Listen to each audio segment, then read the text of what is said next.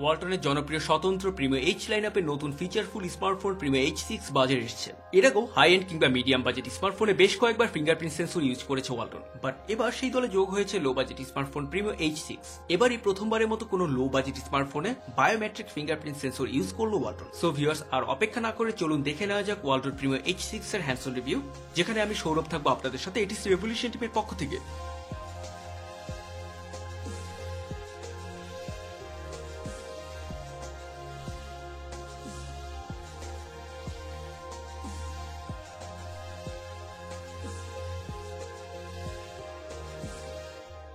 Premium H6 এর বক্সটি traditional হলেও এর আউটলুক বেশ কালারফুল করা হয়েছে। বক্সের ভেতর স্মার্টফোনটির সাথে আরো যেসব অ্যাক্সেসরিজ পাচ্ছেন ইউজাররা সেগুলো হচ্ছে charger adapter, micro USB data and charging cable, একটি low quality headphone, warranty card এবং একটি স্ক্রিন প্রোটেক্টর। ভিউয়ার্স, প্রথম দেখাতে যে ব্যাপারটি ক্রেতাদের ভালো লাগবে তা হচ্ছে ডিজাইন এবং আউটলুক। বেসিক্যালি স্মার্টফোনটি ফুলি প্লাস্টিক বিল্ড, তবে প্রিমিয়াম GH6 এর মতো H6 এর রিমুভেবল ব্যাক পার্টটিতে এটি টেক্সচার্ড মেটাল প্লেট বসানো হয়েছে। এর ফলে ডিভাইসটি বেশ ওয়েটফুল এবং প্রিমিয়াম হয়েছে। মেটাল প্লেটটির উপরে এবং নিচে দুটি টেক্সচার্ড পোর্শন রয়েছে। টোটাল সাইড প্যানেলটিতে সফট টাচ পলিকার্বনেট ইউজ করা হয়েছে। রিয়ার প্যানেলটির এন্ডিং পোর্শনগুলোতে কিছুটা কার্ভড হয়, ইউজাররা বেশ কমফোর্টেবল ভাবে ডিভাইসটি হ্যান্ডেল করতে পারবেন। ফ্রন্ট প্যানেলটি টোটালি গ্লাসের তৈরি, যার চারপাশে একটি ওয়াইড সেফটি ওয়াশার ইউজ করা হয়েছে। কোনো ক্যাপাসিটিভ টাচ নেভিগেশন বাটন না থাকলেও দেয়া হয়েছে একটি বিল্ট ইন বায়োমেট্রিক ফিঙ্গারপ্রিন্ট সেন্সরযুক্ত হোম বাটন। সাধারণভাবে ইউজাররা ক্যাপাসিটিভ বাটনের প্রেক্ষিতে on screen soft key prefer করে থাকেন, আর স্মার্টফোনটিতে তেমনটাই দেওয়া হয়েছে। তবে পার্টিকুলারলি এই ডিভাইসটির জন্য আমি হয়তো ক্যাপাসিটিভ টাচ বাটনই প্রিফার করতাম। রিয়ার প্যানেলের ক্যামেরা মডিউলটির চারপাশে একটি সেফটি ক্রোম মেটাল ফ্রেম দেওয়া হয়েছে। সাইড প্যানেলে থাকা পাওয়ার বাটনটিতে কন্ট্রোলড টেক্সচার ডিজাইন দেওয়া হয়েছে। এছাড়াও ফ্রন্ট প্যানেলের হোম বাটনটির চারপাশেও একটি metallic painted thin metal frame রয়েছে। ওভারঅল স্মার্টফোনটির ডিজাইন এবং আউটলুক প্রাইস রেঞ্জ অনুযায়ী বেশ ভালো লেগেছে আমার কাছে। স্মার্টফোনটি দুটি কালারে বাজারে পাওয়া যাবে, গ্রে এবং গোল্ডেন। আমার কাছে অবশ্য গ্রে কালারটি বেটার লেগেছে। ব্যাক পার্টটি ওপেন করলে ইউজাররা দেখতে পাবেন একটি নন রিমুভেবল ব্যাটারি, দুটি মাইক্রো সিম কার্ড স্লট এবং একটি মাইক্রো এসডি কার্ড স্লট। স্মার্টফোনটির ফ্রন্ট প্যানেলে বোটন চেনে একটি বায়োমেট্রিক ফিঙ্গারপ্রিন্ট সেন্সর দেওয়া হয়েছে। সেন্সর রেসপন্স বেশ ভালো মানের। বাটনটি ডাবল ট্যাপ করে স্ক্রিন লক এবং আনলক করতে পারবেন ইউজাররা। এছাড়াও কোনো অ্যাপসে প্রবেশ করার পর সোয়াইপ করে পেজ চেঞ্জ কিংবা অ্যাপ থেকে বের হয়ে আসতে পারবেন ইউজাররা। এছাড়াও ভিন্ন ভিন্ন 5টি অ্যাপের জন্য 5টি ফিঙ্গারপ্রিন্ট এক্সেস জেস্চার সেট করতে পারবেন ইউজাররা। সেক্ষেত্রে স্পেসিফিক অ্যাপের জন্য সিলেক্টেড ফিঙ্গারটি প্রেস এন্ড হোল্ড করলেই ডিভাইস আনলক হয়ে অ্যাপটি ওপেন হয়ে যাবে। স্মার্টফোনটির ফ্রন্ট প্যানেলে দেওয়া হয়েছে 5 inch in-cell HD IPS display, 294 PPI এবং 16 মিলিয়ন কালার সাপোর্টেড। ডিসপ্লেটি বাজেট অনুযায়ী বেশ ভালো। ব্যাকলাইটের কিছুটা স্প্ল্যাশ থাকলেও কন্ট্রাস্ট ডিসেন্ট। ভিউইং অ্যাঙ্গেল মোটামুটি ভালো, অনেকটাই অ্যাকুরেট কালার গ্যামেট শো করে ডিসপ্লেটি। শার্পনেস বেশ ভালো। Built in mirror vision technology থাকায় ইউজাররা পছন্দ মতো ফার্দার কালার টোন কাস্টমাইজ করে নিতে পারবেন। ডিসপ্লেটি up to 5 fingers multitouch supported. চমৎকার এই ডিসপ্লেটিতে HD মুভি কিংবা ভিডিও দেখার এক্সপেরিয়েন্স হবে দারুণ।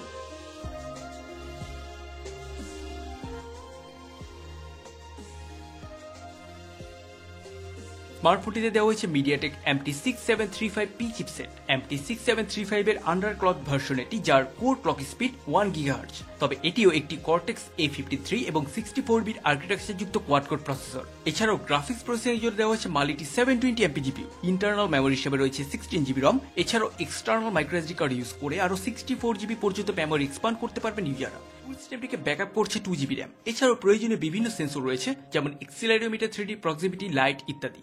N2 বেঞ্চমার্কে প্রিমিয়াম H6 স্কোর করেছে 22,732 এবং নিনামার্ক 2 স্কোর ছিল 51.8 FPS। স্মার্টফোনটির gaming performance decent. Low budget phone হিসাবে খুব বেশি এক্সপেকটেশন না থাকলেও আরো ভালো হওয়া উচিত ছিল। HD গেমগুলোতে হালকা স্টার্টারনেস থাকলেও নর্মাল গেমগুলো বেশ ভালোভাবেই খেলা যাবে।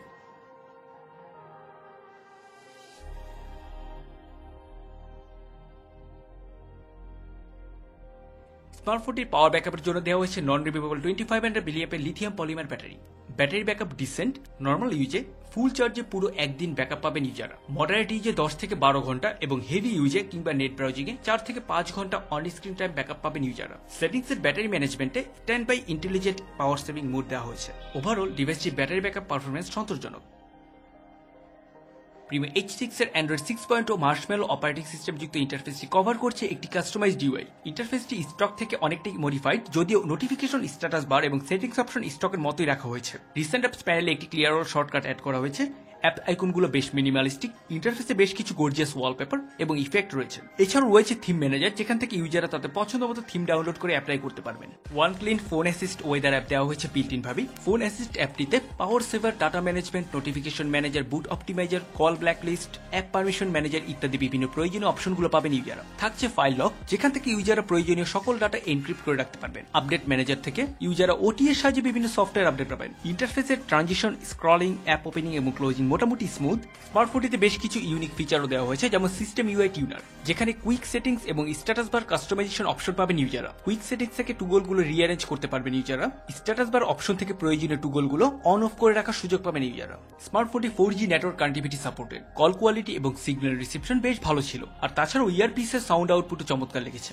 স্মার্টফোনটিতে বেশ কিছু স্মার্ট অ্যাকশন এবং স্মার্ট জেস্টার দেওয়া হয়েছে, যেমন double tap to wake and lock, flip to mute ইত্যাদি। রয়েছে অনেকগুলো ড্র এবং অ্যালফাবেটিক্যাল স্ক্রিন জেস্টার। এছাড়াও ইউজাররা সিলেক্টেড শেপ ড্র করে কল কিংবা মেসেজ সেন্ড করতে পারবেন। জেস্টারগুলো ডিসপ্লে লক থাকা অবস্থায় অ্যাপ্লাই করা যাবে, তবে অ্যাক্টিভ ডিসপ্লে থাকা অবস্থায় ডিসপ্লে টপ লেফট কর্নারে সোয়াইপ ডাউন করলে একটি ড্রয়িং প্যানেল আসবে, যেখানে ইউজার অ্যাক্টিভ স্ক্রিন জেস্টারগুলো অ্যাপ্লাই করতে পারবেন। স্মার্টফোনটি রিয়ার প্যানেলে রয়েছে বিএসআই যুক্ত 30 মেগাপিক্সেল রিয়ার ক্যামেরা সেন্সর, যার ঠিক নিচে রয়েছে LED flash light. Camera view finder ইন্টারফেসটি বেশ ফিচারফুল। থাকছে বেশ কয়েকটি প্রয়োজনীয় মুড, যেমন panorama, HDR, face beauty, sports, professional ইত্যাদি। প্রফেশনাল মুডে ইউজাররা colour, saturation, white balance, ISO, sharpness, exposure value ইত্যাদি লক করে পিকচার ক্যাপচার করতে পারবেন। তবে এতে শাটার স্পিড কিংবা ফোকাল লেন্থ লক করার কোনো অপশন দেওয়া হয়নি। এছাড়াও ভিউ ফাইন্ডার সেটিংসে ইউজাররা বেশ কিছু প্রয়োজনীয় টুইকসও পাবেন। সেলফি এবং ভিডিও কলিং এর জন্য স্মার্টফোনটির ফ্রন্ট প্যানেলে দেওয়া হয়েছে 5 মেগাপিক্সেল ফ্রন্ট ক্যামেরা। ফ্রন্ট ক্যামেরাটি দিয়ে ইউজাররা মোটামুটি ভালো মানের সেলফি ক্যাপচার করতে পারবে।